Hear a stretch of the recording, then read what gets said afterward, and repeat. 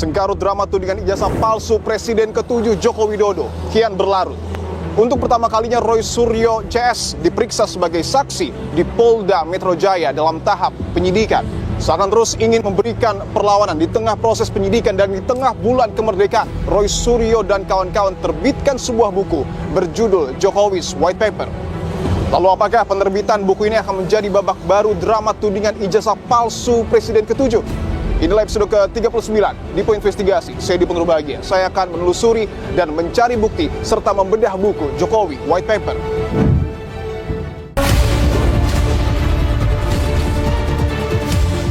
Saudara, di tangan saya sudah ada buku bersampul putih yang kemudian belakang menjadi perbincangan dengan judul Jokowi's White Paper. Ini adalah penelitian atau kajian yang sifatnya ongoing research, dan ini menjadi pertanyaan lanjutan ya, dan pernyataan sekaligus simpulan dari pekerjaan saudara kita yang 2 orang sudah dipenjara ya, yang mempertanyakan ijazah Joko Widodo. Jadi buku ini sangat kronologis. Misalnya 2013 itulah kenapa pertama kali isu ijazah ini bisa muncul dan diperbenar. Karena 2013 itu ada sebuah, ini ada fotonya. Ada fotonya, ada beritanya. Saya ingin tunjukkan saudara, ini adalah skripsi dari Joko Widodo yang kemudian sempat diabadikan ya oleh saya dengan kamera profesional. Nah, ini kan kelihatan di sini secara visual tidak ada lintasan stempel, bagaimana mungkin, harusnya ada. Apakah kemudian ini tidak membuka peluang bagi lawan-lawan Anda untuk kemudian melaporkan lagi Anda bertiga dengan buku yang Anda terbitkan? Apa takutnya kalau ini? Dan buku ini insya Allah dalam waktu singkat September itu sudah ada di 25 negara. Dan buku ini nanti akan hadir di PBB.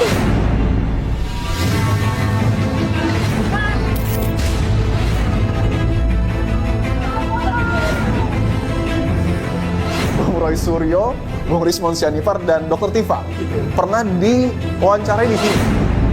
Saya dipanggil sebagai saksi. Saya ditanya tentang peristiwa locus tempus delicti tanggal 22 Januari. Saya sama sekali tidak tahu peristiwa itu dan saya berdebat. Maka saya menduga ini ada upaya-upaya untuk mengkriminalisasi. Ini ancaman. Saya laporkan itu adalah peristiwa dugaan pencemaran nama baik dan fitnah. Gitu. Jadi saya tidak melaporkan nama. Hal yang cukup menarik ketika saya membuka lembaran buku Jokowi's White Paper bahwa ada satu capturean ijazah milik Bung Hatta yang kemudian bisa diakses publik dan dipamerkan di Belanda, dan kemudian dibandingkan dengan sikap Pak Jokowi yang tidak ingin memperlihatkan ijazahnya. Tanggapan Anda? Ini soal ditunjukkan atau tidak, kami di dalam tim termasuk dengan Pak Jokowi juga pernah mendiskusikan ini secara panjang lebar. Bahkan juga sempat terjadi perbedaan pendapat. UGM dengan tegas menyatakan bahwa Joko Widodo adalah alumni UGM yang telah mendapatkan ijazah dari UGM sesuai dengan ketentuan. Saya menyarankan pada penyidiknya, saya bilang ini gonjang-ganjing ini tidak akan selesai kalau Anda tidak mengirimkan kasus ini kepada pengadilan. Saudara, untuk pertama kalinya pihak terlapor dalam hal ini adalah Roy Suryo CS terkait dengan tudingan ijazah palsu Jokowi diperiksa sebagai saksi di Polda Metro Jaya. Namun menariknya saudara, meskipun tahap sudah dinaikkan dari penyelidikan menuju penyidikan yang artinya kuat dugaan ada unsur pidana terkait dengan pencemaran nama baik dan juga fitnah, namun pihak polisi ataupun penyidik belum menetapkan siapa tersangkanya.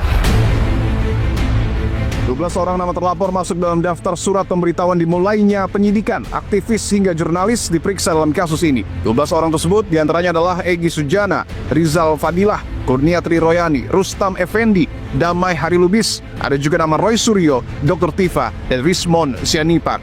Mantan Ketua KPK Abraham Samad juga terseret sebagai terlapor. Abraham Samad mengaku kaget mengapa ia ikut diperiksa karena tak ada hubungan dengan kasus ijazah palsu Joko Widodo. Abraham pun menuding ia dikriminalisasi. Terlapor lain yakni seorang YouTuber bernama Michael Sinaga, Nurdian Noviansyah Susilo, serta Ali Rido alias Aldo Hussein.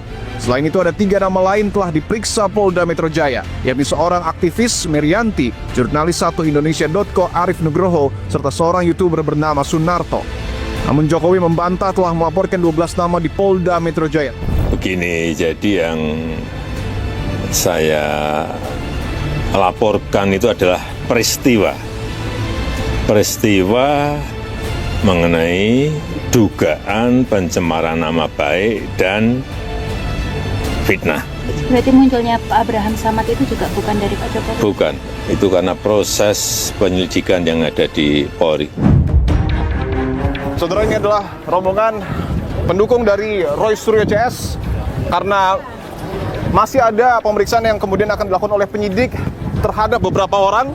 Salah satunya sudah ada di sebelah saya, saudara. Ada Bung Rismon Sianipar. Bung Rismon, saat ini akan diperiksa oleh polisi. Apa yang ingin Anda sampaikan? Ya, kita akan buktikan bahwa semua itu bukan berbasis kebencian atau kebohongan ya. Karena penelitian itu bisa didebat, dibantah, didiskusikan, diseminarkan. Artinya buku ini juga akan ditunjukkan kepada penyidik dan akan menjadi bahan penguat bahwa Anda tidak melakukan unsur pidana. Iya dong. Buku ini bagian dari yang di dalam ini tulisan saya. Nah, ini kan membantah apa yang menjadi temuan dari Dirtipidum. Oke.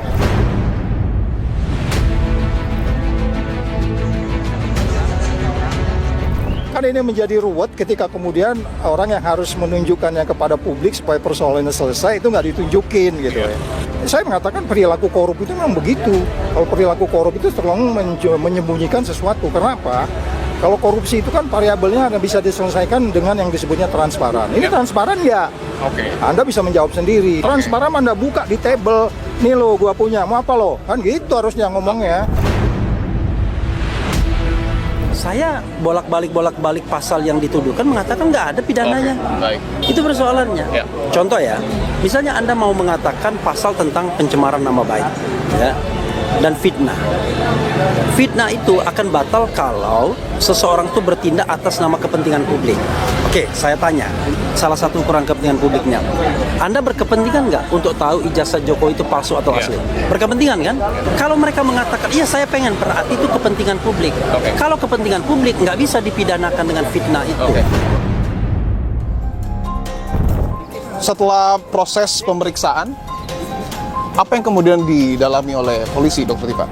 Kita kan sebetulnya berharap bahwa ketika kita diperiksa ini, kita bisa mendapatkan atau melihat ijazah yang katanya sudah disita oleh PMJ. Tapi tadi dari pemeriksa, saya mendapatkan informasi yang buat saya mengejutkan. Ternyata Polda Metro Jaya sudah melakukan laboratorium lapor kepada ijazah tersebut, dan ketika kita tanya, loh kenapa tidak declare, hasil lapornya apa? Kata mereka ya agak juga gitu, belum ada kejelasan gitu. Jadi mereka bilang bahwa si ijazah itu ada di Mabes. Kami sudah berketetapan bahwa kami tidak akan memberikan keterangan apapun karena nggak ada relevansinya ketika ijazah itu nggak ada. Ketika ijazah itu tidak ada di depan kami, yang nggak ada relevansinya bagi kami untuk menjawab apapun pertanyaan. Saudara, di tengah proses penyidikan yang dilakukan oleh Polda Metro Jaya terkait dengan tudingan ijazah palsu Presiden ke-7 Joko Widodo, pihak terlapor justru menerbitkan dan meluncurkan sebuah buku yang diberi nama Jokowi's White Paper. Pada tanggal 18 Agustus 2025, kubu Roy Suryo CS mengadakan acara peluncuran buku yang ditulis oleh Roy Suryo, Dr. Tifa, dan Rismon Sianipar. Peluncuran buku bertajuk Kado Tercantik 80 Tahun Indonesia Merdeka ini awalnya akan diselenggarakan di University Club Hotel Universitas Gadjah Mada. Namun pihak UGM tak mengizinkan penggunaan area. Roy Suryo CS akhirnya memindahkan lokasi acara ke sebuah coffee shop. Namun acara belum berlangsung lama, tiba-tiba listrik dan AC mati yang diklaim dilakukan oleh pihak UGM. Kubu Roy Suryo pun menanggapi hal ini sebagai upaya pembungkaman. Di sisi lain, pihak UGM menegaskan tak memberi izin atas penyelenggaraan acara tersebut karena bermuatan unsur politis. Ternyata acara yang akan berlangsung di UC Hotel pada pukul 14-17 WIB tanggal 18 itu adalah peluncuran buku dengan judul Jokowi's White Paper. UGM memandang acara ini bernuansa politis dan UGM tidak bersedia terlibat dan tidak bersedia memfasilitasi acara tersebut. Selain itu, acara ini jelas berbeda dengan yang disampaikan di awal ketika melakukan pemesanan.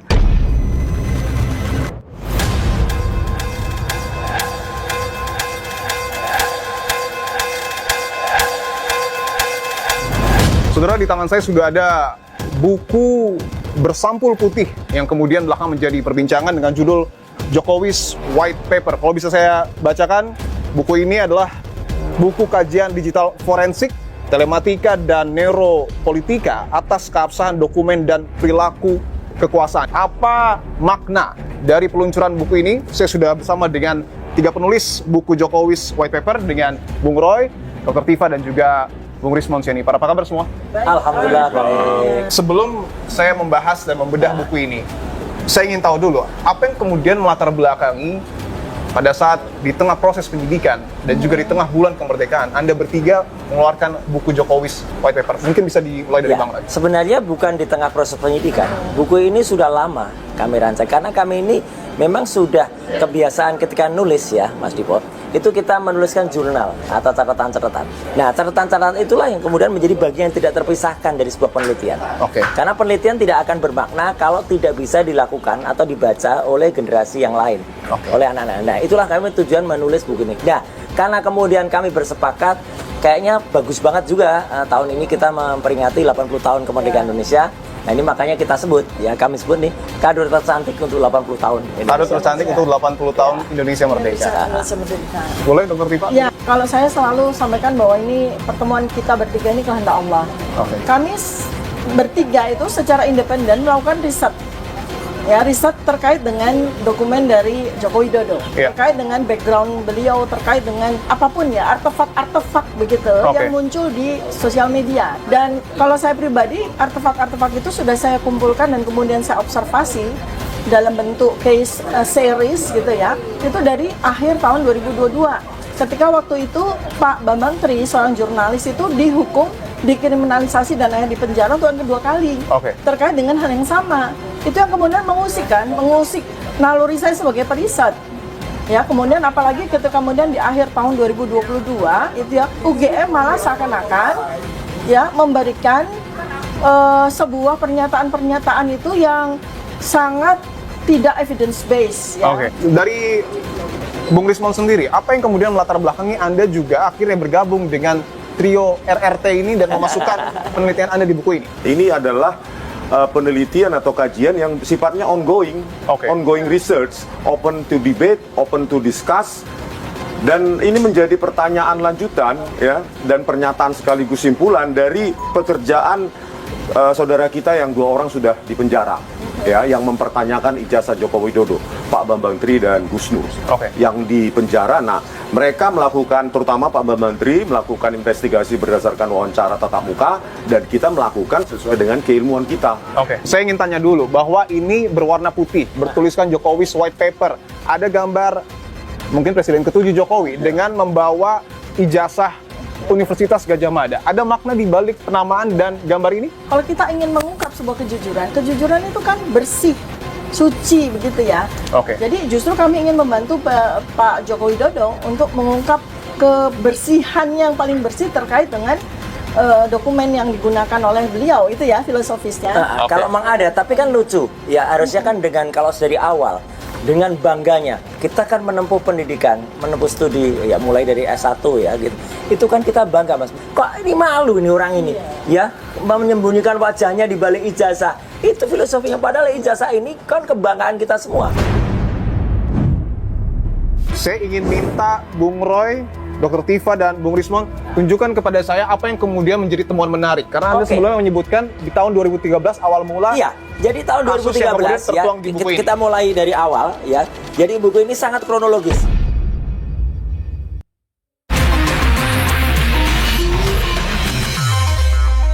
Mana itu dicetaknya?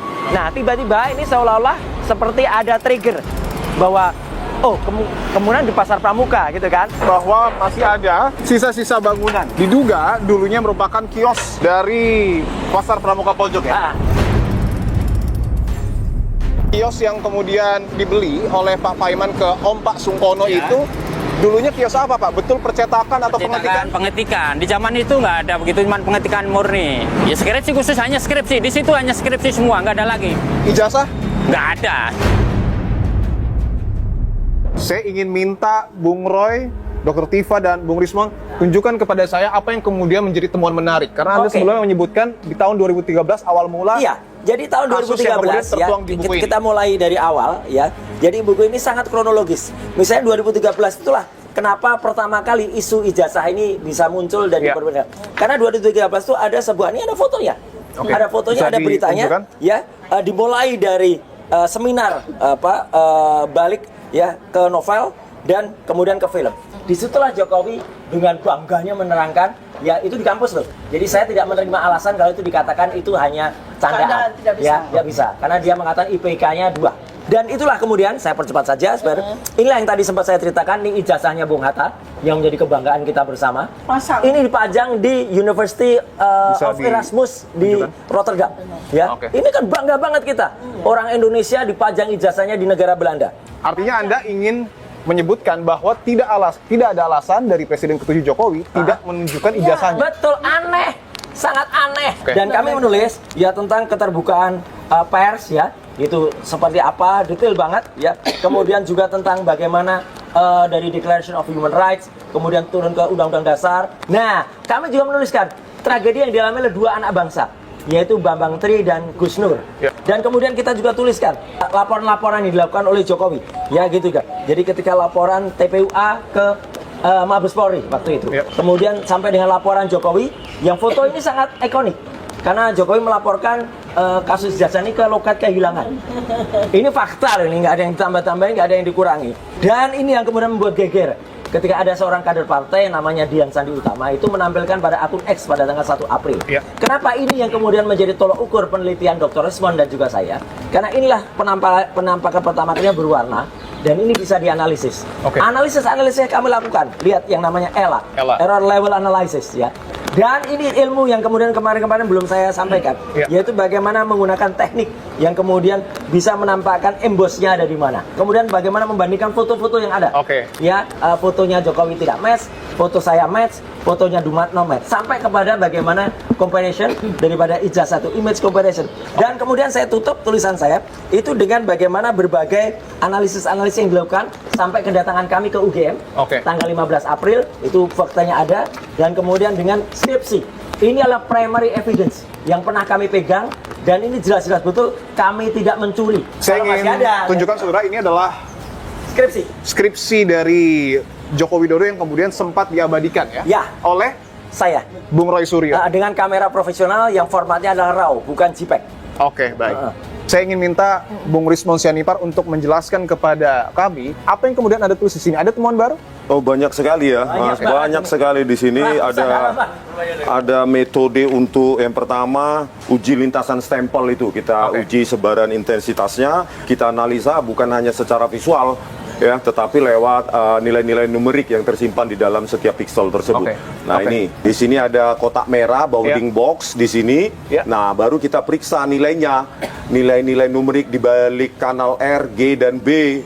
Kalau dia mendekati 255, maka dia mendekati merah, tetapi dia cenderung ke arah 0, bahkan seringnya di bawah 10. Itu menunjukkan bahwa di situ tidak ada warna merah. Jasnya berada di atas stempel atau tidak ada lintasan stempel sama sekali. Tadi secara numerik sudah kita tunjukkan, buktikan tidak ada lintasan stempel. Nah, ini secara visual lewat gradient mapping atau gradient analysis. Nah, terus analisis lapisan visual juga kita buktikan ternyata secara lapisan visual demi visual ya, lapisan demi lapisan di ijazahnya Pronojiwo itu huruf dulu baru ditindih dengan watermark logo UGM. Tetapi di ijazah Joko Widodo itu sebaliknya, logo dulu baru huruf. Nah, ini membantah uji keidentikan yang disimpulkan oleh Bareskrim melalui Dirtipidum, ya kan? Terus di situ juga kita lakukan uji proportional spacing. Kalau tadi per huruf, sekarang antar huruf dan antar kata. Nah, kita uji. Nah, di situ disimpulkan bahwa lembar pengesahan Joko Widodo itu terbuat dari digital word document, bukan mesin ketik atau hand press atau letter press yang disimpulkan oleh Dirtipidum. Selanjutnya analisis glip juga sama untuk seperti overlay untuk membuktikan bentuk font yang saat itu digunakan itu adalah Times New Roman yang tidak ada saat itu dan disimpulkan oleh Dirtipidum itu menggunakan hand press ditata satu-satu. Anda bisa memastikan bahwa font ataupun teknologi itu tidak ada pada tahun 85? Tidak ada. Dr. Tifa ini, koreksi kalau saya salah, tapi lulusan Universitas Gadjah Mada untuk dokter umum. Ya, S1-nya semua dokter umum. pasti dokter umum. Ya, apa yang kemudian menjadi temuan dari ijazah palsu Pak Joko? Ya, saya di sini saya menyumbang 150 halaman terakhir. Itu tentang bagaimana sebuah kajian dengan konsep dengan metode remote forensic analysis. Nah, kemudian dari situ hasilnya adalah sebuah metode di mana kita bisa melakukan sebuah analisis terhadap inkonsistensi sebuah dokumen sekaligus perilaku dari pemilik dokumen tersebut. Artinya Anda tidak hanya menganalisa dokumen tetapi juga perilaku Pak Jokowi. Iya. Dengan remote forensic analysis ini nggak perlu lie detektor karena kita bisa melihat mengkaji itu bahasa ini tubuh menarik. ya. Jadi otak itu kan luar biasa. Dia memproses bukan hanya sekadar bagaimana orang itu bisa mendapatkan ijazahnya, tapi bagaimana wajah dan badan tubuh berikut perilakunya itu bisa memberikan sebuah kejujuran. Dan hasilnya? Jadi setiap kali yang bersangkutan itu menyampaikan tentang ijazah, menyampaikan tentang KKN, menyampaikan tentang Asmujo, yaitu ada neuroscience stress dan mekanisme self deception. Jadi dalam bentuk apa itu namanya AU24 itu namanya lip pressure. Lip pressure-nya muncul. Jadi tanpa dia sadari otaknya memproses supaya dia menahan narasinya. Artinya ketika Presiden ke-7 Joko Widodo setiap kali menyebutkan ataupun menyampaikan informasi terkait dengan ijazahnya, Anda mau menyebut Jokowi berbohong? Ya, bahasa tubuhnya itu kelihatan. Bahasa tubuh. Mungkin dalam bahasa sederhana orang menyebut ini mikro ekspresinya ada. Tapi ini ilmiah. Karena beliau belajar seorang neuron, neuroscience. Jadi pembuluh darah, urat, syaraf itu bekerja dan menampilkan secara apa adanya gitu ya. Saya ingin tanyakan dan sedikit mengaitkan buku yang kemudian Anda bertiga tulis dengan proses hukum yang tengah berjalan. Apakah kemudian ini tidak membuka peluang bagi lawan-lawan Anda untuk kemudian melaporkan lagi Anda bertiga dengan buku yang Anda terbitkan? Apa takutnya kalau ilmiah? Anda tidak takut sama sekali? Anda bertiga tidak takut? Nggak ada masalah. Makanya itu yang kita pelajari, yaitu yang kita implementasikan. Resikonya ya memang ilmiah ya seperti itu, harus didebate, harus didiskus, dibantah kalau salah. Memang memang. Dan kami juga wajib mempertahankan. Dan ilmu pengetahuan itu bisa salah, bisa. Tapi kami berusaha betul untuk tidak salah. Tapi yang jelas kami tidak boleh bohong. Itu kami makanya validitasnya juga sangat kami jaga. Dan buku ini insya Allah dalam waktu singkat September itu sudah ada di 25 negara. 25 negara? 25 negara. Dengan bantuan Forum Diaspora Indonesia. Sudah ada dan buku ini nanti akan hadir di PBB. Karena akan dibawa oleh teman-teman diaspora di depan PBB, di mana salah satu agendanya Presiden Prabowo Subianto akan bicara di tanggal 23 September. Dan buku ini sudah sampai ke New York duluan. Jadi ijazah itu kan tahun 85 sudah diserahkan kepada yang bersangkutan. Artinya yang menjaga ijazah itu adalah yang bersangkutan. Oleh karena itu Universitas Gadjah Mada ini ya kita tidak mau berkomentar terkait dengan ijazah, a piece of paper yang sudah ada di yang bersangkutan. Artinya UGM juga tidak bertanggung jawab apakah yang beredar sekarang itu adalah yang diserahkan UGM dulu itu bukan? Kita tidak bertanggung jawab untuk itu. Saudara, saya sudah bersama dengan kuasa hukum dari Presiden ke-7 Republik Indonesia Joko Widodo dengan Bung Rifai Kusumanegara. Bung Rifai, terima kasih untuk waktunya. Sama-sama, terima kasih juga. Siap, saya ingin konfirmasi dulu. Apakah kemudian 12 orang ini adalah pihak-pihak yang memang dilaporkan oleh Pak Jokowi ke Polda Metro Jaya? Nah, jadi tidak ya, jadi perlu saya tegaskan, pada saat Pak Jokowi membuat laporan di Polda Metro, yang beliau laporkan itu adalah 24 peristiwa yang bersumber dari 24 link. Ya. Kenapa? Karena kembali lagi, di dalam tindak pidana ITE itu, kita tidak bisa secara serampangan menuduh nama orang. Apalagi kita harus menjaga asas praduga tidak bersalah. Mungkin yang termuat bisa dibocorkan Bang, apa saja? Banyak sih ya, ada 24 poin. Tapi kami lebih fokus sebenarnya begini. Di tayangan itu ada begini. Beberapa orang yang mengklaim dirinya ahli, melakukan tampilan menggunakan aplikasi tertentu. Oke. Lalu mengambil objek ijazah Pak Jokowi dan beberapa data lainnya loh ya. Diambil fotonya, dipotong-potong ijazah itu, dimasukkan aplikasi, lalu disimpulkan bahwa ijazah ini sebenarnya milik Dulmanto. Gitu ya. Oke. Ini kan buat kami apa? Sampai ya, mohon maaf, Pak Jokowi sendiri bingung. Ini ijazahku kok jadi punya Dulmanto. Nah, secara kebetulan di dalam undang-undang ITE sendiri di pasal 32 35 diatur ya, 32 lebih kurang begini. Barang siapa melakukan pemotongan terhadap data elektronik tanpa izin. Ya. Bayangkan ijazah itu dipotong-potong, diambil fotonya lah, diambilkan dengan data lainnya, di-compare data foto Pak Jokowi di mana, dipotong-potong, dan ini semua dilakukan tanpa izin. Satu. Kedua, digunakan aplikasi tertentu sampai akhirnya menyimpulkan seolah-olah ini palsu. Nah, di pasal 35 ada pasalnya. Barang siapa melakukan rekayasa teknologi yang menyebabkan sesuatu yang asli menjadi palsu atau sesuatu yang menjadi tidak sesuai dengan sebenarnya. Jadi memang ini diatur di undang-undang ITE tentang ini gitu ya. Nah, kami ingin ini didalami bahwa apakah nanti terbukti murni pasal atau tidak, ya kita serahkan dalam proses penyidikan. Pak Jokowi sudah wanti-wanti jangan sampai orang yang tidak bersalah terseret, tapi juga jangan sampai orang yang bertanggung jawab malah dilepaskan. Oke, karena yang menarik adalah bahwa di tengah proses penyidikan yang sedang berlangsung, sedang dilakukan oleh penyidik, Roy Suryo dan kawan-kawan juga meluncurkan sebuah buku berjudul Jokowi's White Paper. Saya ingin minta tanggapan Anda terkait peluncuran buku ini. Ya. Pertama sih kalau dari kami yang kami menanggapi bahwa buku ini sebenarnya hanya sebagai alibi yang sedang dibangun mereka bahwa seolah-olah yang dilakukan selama ini adalah penelitian. Banyak keraguan kami terkait dengan penelitian ini. Namanya penelitian itu biasanya dilakukan uji internal dulu, setelah disimpulkan baru diekspos. Bahkan tidak semua hasil penelitian boleh diekspos. Ada yang bisa masuk Scopus, ada yang tidak gitu ya. Itu ada. Tapi kalau ini terbalik nih, diekspos dulu baru disimpulkan, itu satu. Yang kedua, kalau betul penelitian harusnya komprehensif dong. Ya, kami diberi ruang juga untuk melakukan verifikasi. Di dalam buku UGM juga harus diberikan ruang, harusnya. Tapi tidak sama sekali. Baik kami UGM pun tidak diberi ruang. Hanya gara-gara di Barreskrim itu yang ditampilkan misalnya transkrip itu hanya 2 halaman. Padahal transkrip itu totalnya 4 halaman. Lalu dia bilang nggak ada tanda tangan pembuat. Ya iya, orang 2 halaman pertama. You kan nggak lihat halaman keempat. Terus, oh tidak ada lembar penguji. Mas saya lihat langsung. Ada lembar pengujinya. Saya dengan mata kepala, saya diperlihatkan dengan UGM yang menguji skripsi Pak Jokowi itu ada Profesor Ahmad Sumitro, Insinyur Sofyan, Insinyur Burhanuddin. Mereka tanda tangan nilainya A. Bahwa itu tidak dilampirkan dalam skripsi soal lain. Tapi bahwa ada pengujinya gitu loh.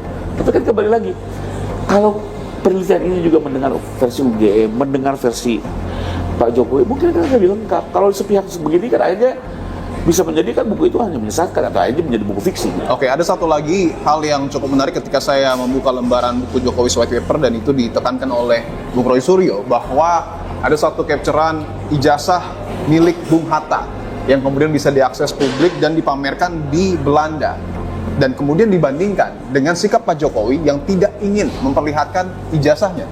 Tanggapan Anda? Ini soal ditunjukkan atau tidak, kami di dalam tim termasuk dengan Pak Jokowi juga pernah mendiskusikan secara panjang lebar.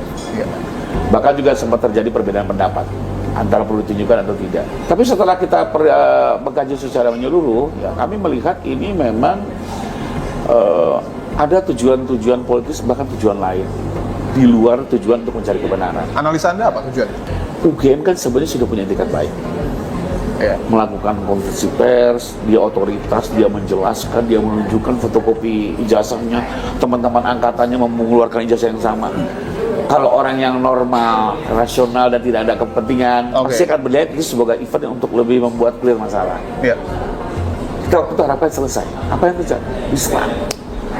Jadi ini ditunjukkan pun tidak menyelesaikan persoalan. Sehingga waktu itu kami putuskan ya sudah, kita tunjukkan dalam proses hukum saja. Tapi ketika dia memasukkan saya sebagai kelompok yang dilaporkan, maka saya menduga ini ada upaya-upaya untuk mengkriminalisasi.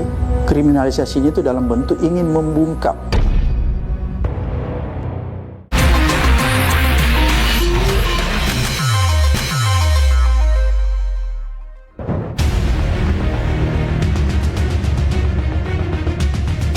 Terus saya baru saja tiba di Desa Ketoyan yang disebut menjadi lokasi KKN Presiden ke-7 Joko Widodo, dan juga disebut oleh Roy Suryo CS sebagai desa fiktif. Pak Karno, saya konfirmasi Pak, ini rumah yang dipakai oleh Pak Jokowi pada saat KKN. Betul. Ini adalah kamar yang dulu digunakan oleh Presiden ke-7 Joko Widodo pada saat melakukan KKN di Desa Petoyan. Oke, di sini dulu adalah tempat tidur yang digunakan oleh Pak Jokowi dan Pak Ecot ya Pak? Ecot dari Jember. Ya. Jember, oke.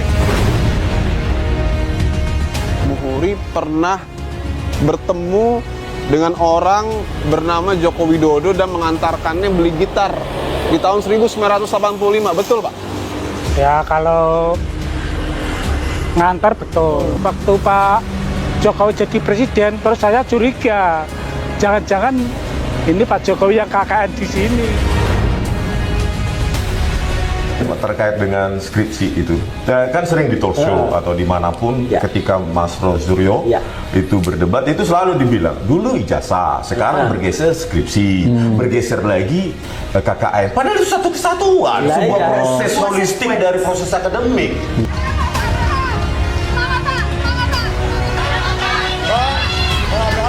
Kebebasan pers dan mempersempit ruang demokrasi. Saudara, tudingan ijazah palsu Jokowi terus menuai polemik khususnya ketika polisi melanjutkan tahap penyidikan. Dan salah satu pihak yang kemudian diperiksa adalah sejumlah podcaster. Saya akan bertemu dengan salah satu podcaster ternama yang juga merupakan Ketua KPK periode 2011-2015, Bung Abraham Samad. Bung Abraham, apa kabar? Baik, alhamdulillah. Sehat. Bu Gipo, semangat? Alhamdulillah, baik. Tetap semangat memberitakan sesuatu kan? Betul. Bukan karena saya dipanggil jadi kendor kan? Oke. Dan kebetulan juga itu yang membuat saya hadir di sini, Bung Abraham. Sebelum kita membahas soal apa yang kemudian diperiksa oleh polisi, saya ingin tahu dulu, sebenarnya podcast Anda ini sudah berdiri tahun berapa dan tujuannya apa? Sudah hampir 3 tahun. Tujuan pertama saya ingin mengedukasi orang, mencerahkan, memberi informasi dalam bentuk berita yang benar dan akurat, yang bisa menuntun masyarakat untuk paham tentang hak dan kewajibannya. Oke, dan ini adalah ruangan yang kemudian selama 3 tahun dipakai, Bung Abraham. Boleh saya lihat ke dalam? Silahkan masuk. Siap, saya akan coba ajak pemilik dari podcast Abraham Samad Speak Up untuk kemudian menunjukkan ini lokasi podcastnya ya, Bung Abraham. Ini memang nampaknya cukup ini ya Bang ya, profesional ya dalam tahap penggarapannya ya. Saya ingin coba ke sana, Bung Abraham.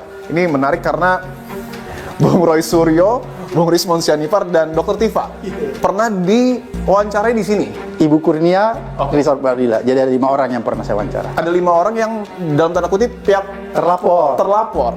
Boleh saya tahu apa yang kemudian membuat Anda tertarik mungkin untuk berbincang dengan kelima terlapor tersebut? Saya melihat di semua media, ya, ini menjadi isu yang diangkat. Masyarakat perlu mendapatkan informasi tentang benar tidaknya isu ini. Oleh karena itu, saya mencoba mengundang narasumber ini untuk menggali lebih dalam tentang berita-berita tentang ijazah Pak Jokowi. Dan saya rasa hampir semua media melakukan itu menurut saya. Karena menurut Anda ijazah Jokowi ini memang sangat menuai polemik, Bung Abraham? Saya menganggap sesuatu yang harus diketahui publik. Terlepas dia nanti asli atau palsu, yang jelas ini harus diketahui oleh publik. Artinya kepentingan Anda adalah untuk kemudian memberikan pencerahan, bukan kemudian menyimpulkan asli atau palsu. Itu urusan belakangan. Urusan belakang, itu urusan pengadilan. Saya ingin ke poin yang kemudian begitu menarik perhatian publik, Bung Abraham, ketika Anda menyebutkan bahwa ada upaya kriminalisasi, pembungkaman, termasuk juga upaya mempersempit ruang demokrasi. Pesan apa yang ingin Anda sampaikan? Karena begini, kelihatannya saya dimasukkan di dalam kelompok 12, yaitu terlapor.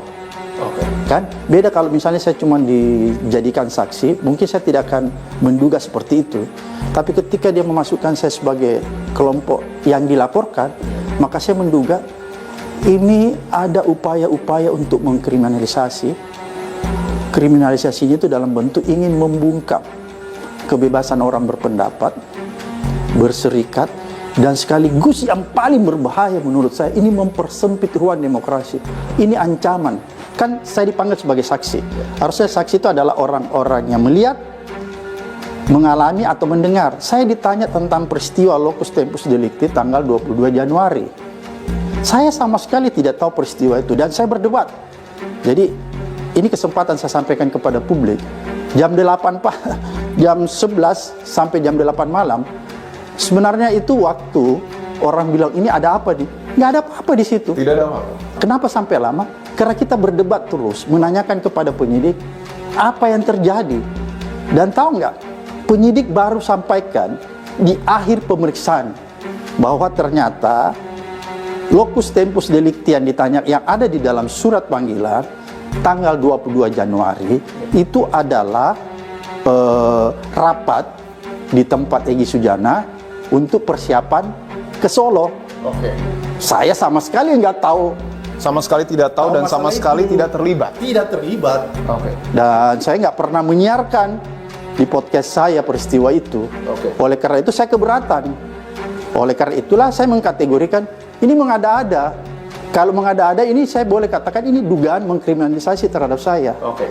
Apakah penyidik juga menanyakan sejumlah hal mungkin misalnya adalah ketika Anda berbincang dengan trio RRT, mungkin dengan terlapor lainnya, ini juga ditanyakan? Oke, saya juga diperlihatkan video tentang wawancara saya dengan Roy Suryo. Tapi kan wawancara itu berlangsung kalau saya nggak salah itu Maret atau April, kan jauh banget tuh dari peristiwa yang ada di dalam surat panggilan 22 Januari. Apa hubungannya? Oleh karena menurut saya ini di luar dari substansi, di luar daripada yang saya ketahui, maka menurut saya banyak terjadi pelanggaran-pelanggaran terhadap kitab undang-undang hukum acara pidana. Maka itu terjadi pelanggaran HAM. Oleh karena itu menurut saya, karena ini salah satu bentuk pembungkaman, maka saya akan lawan. Anda akan melawan karena Anda juga notabene-nya mantan aktivis. Bentuk perlawanan apa yang kemudian Anda akan lakukan? Apakah Anda akan terus memantau proses penyidikan terkait dengan tudingan ijazah palsu Jokowi? Ya, saya akan melawan secara hukum sesuai dengan kapasitas saya kan. Karena menurut saya ini saya nggak bisa biarkan. Karena kalau ini dibiarkan, maka saya khawatir akan menelan korban lain. Media-media lain, wartawan-wartawan lain, podcaster yang lain, YouTuber yang lain bisa jadi korban. Oke. Dan ini pesan saya kepada Kapolri, tolong dipantau ya aparatnya supaya ini tidak mencederai citra polisi. Saya menyarankan pada penyidik ya, saya bilang ini gonjang-ganjing ini tidak akan selesai kalau Anda tidak mengirimkan kasus ini kepada pengadilan.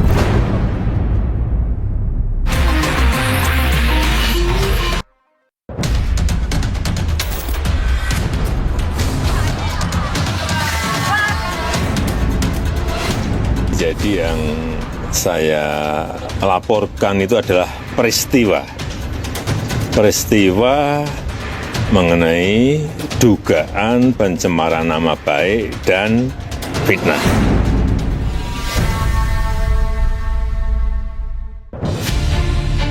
Polemik ijazah Jokowi kian memantik rasa penasaran publik. Meski Bareskrim resmi hentikan penyelidikan, namun tak serta-merta surutkan perdebatan. Menanggapi berbagai serangan yang dilontarkan Roy Suryo CS terkait tudingan ijazah palsu, Jokowi dan kolega melakukan perlawanan balik dan melapor ke Polda Metro Jaya. Pada 23 April 2025, Ketua Pemuda Patriot Nusantara Andi Kurniawan melaporkan Roy Suryo, Rizal Fadilah, Dr. Tifa, dan Rismon Sianipar dengan dugaan penghasutan di muka umum. 3 hari kemudian, Pradi Bersatu turut melaporkan nama-nama yang sama dengan tuduhan menyebarkan informasi bohong lewat media daring. Tak berhenti sampai di situ, pada 30 April 2025, Jokowi beserta tim kuasa hukum melaporkan Roy Suryo, Egy Sujana, Rizal Fadilah, Kurnia Tri Royani, Rismon Sianipar, dan Dr. Tifa. Laporan ini terkait atas dugaan fitnah dan pencemaran nama baik yang menyeret namanya. Laporan tambahan datang dari Maret Samuel Sweken. Ia menggugat Roy Suryo di Polres Bekasi atas dugaan fitnah. Pada 8 Juli, Polda Metro Jaya kemudian mengumumkan kasus ini terbagi ke dalam 2 perkara, yaitu dugaan tindak pidana fitnah dan penghasutan tentang penyebaran berita bohong serta ujaran kebencian melalui media elektronik. Usai melakukan gelar perkara, polisi ungkap adanya unsur tindak pidana dan status perkara ditingkatkan ke tahap penyidikan. Sejumlah saksi sudah memenuhi panggilan penyidik dan memberikan keterangannya. Menariknya di sela-sela proses penyidikan, pihak Universitas Gadjah Mada kembali angkat bicara. Pihak UGM menegaskan ijazah Jokowi sah dan diterbitkan sesuai dengan prosedur akademik. UGM memiliki dokumen otentik terkait keseluruhan proses pendidikan Joko Widodo di UGM. Sekali lagi, UGM dengan tegas menyatakan bahwa Joko Widodo adalah alumni UGM yang telah mendapatkan ijazah dari UGM sesuai dengan ketentuan. Meski proses hukum telah sampai ke tahap penyidikan, namun polisi tak kunjung menetapkan nama-nama tersangka. Sampai kapankah publik disuguhi perdebatan ijazah Jokowi?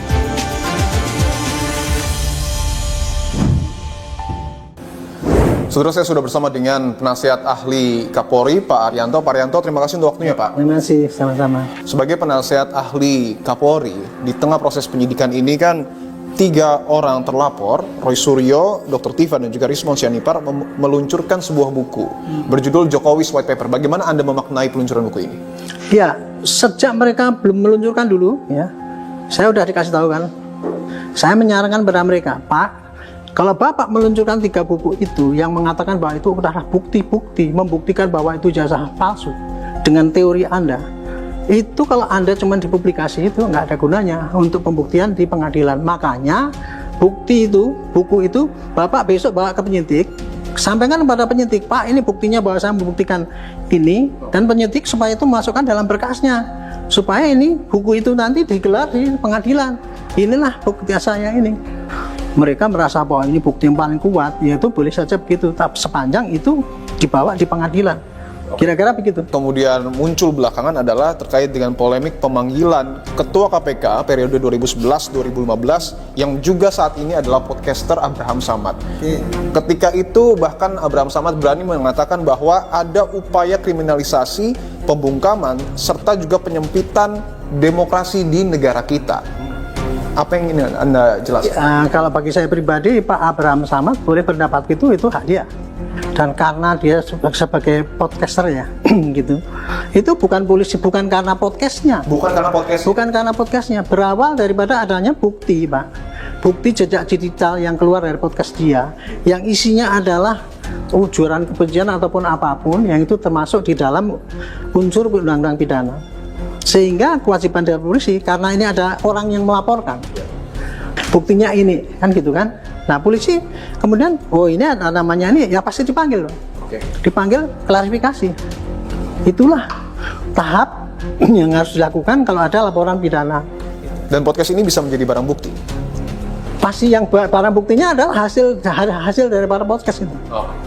Kalau hasilnya podcast itu kemudian ditanyakan kepada saksi ahli, Pak, bahwa ini memenuhi unsur wali, melanggar ini tindakan ikut selama menyebarkan dan sebagainya, itu anak ahli pidana nanti yang akan menyimpulkan itu. Oke, bahwa tudingan lainnya yang kemudian disampaikan oleh pihak terlapor melalui kuasa hukumnya ataupun secara personal mungkin adalah ketika polisi dinilai bongkar pasang pasal.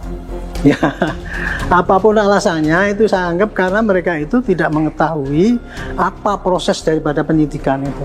Penyidikan itu intinya, Pak, cuman gini, Pak, hasilnya begini, jejaknya begini, menurut keterangan saksi begini, pelapornya, cek pada saksi terlapor gini, kemudian kita tanyakan pada saksi ahli, Pak, kalau begini ini melanggar pasal ini apa tidak? Ya pasti akan terjadi bongkar pasal di situ, Pak. Karena apa? Kita akan menentukan si A ini berbuat apa. Apakah mencemarkan, apakah juga ikut-ikut rame-rame membenci dan sebagainya itu. Jadi tidak semua pasalnya sama. Publik menunggu terkait dengan penetapan tersangkanya. Bagaimana kemudian sebagai penasihat ahli Kapolri, bagaimana polisi harus tetap menjalankan proses hukum sekaligus meredakan polemik yang mencuat di tengah publik? Saya menyarankan pada penyidik ya, saya bilang ini gonjang-ganjing ini tidak akan selesai kalau Anda tidak mengirimkan kasus ini kepada pengadilan. Jadi makin cepat Anda memberkas itu makin cepat ini kasus untuk ini ya diselesaikan. Perkara nanti ada muncul kasus yang lain itu kita hadapi saja, saya bilang. Jadi sekarang ini Anda selesaikan pemberkasan ya sekarang ini, dan kemudian nanti di pengadilan akan terlihat tuntutan mereka untuk menunjukkan ijazah Pak Jokowi segala itu nanti akan terlihat di pengadilan sana, mudah-mudahan begitu.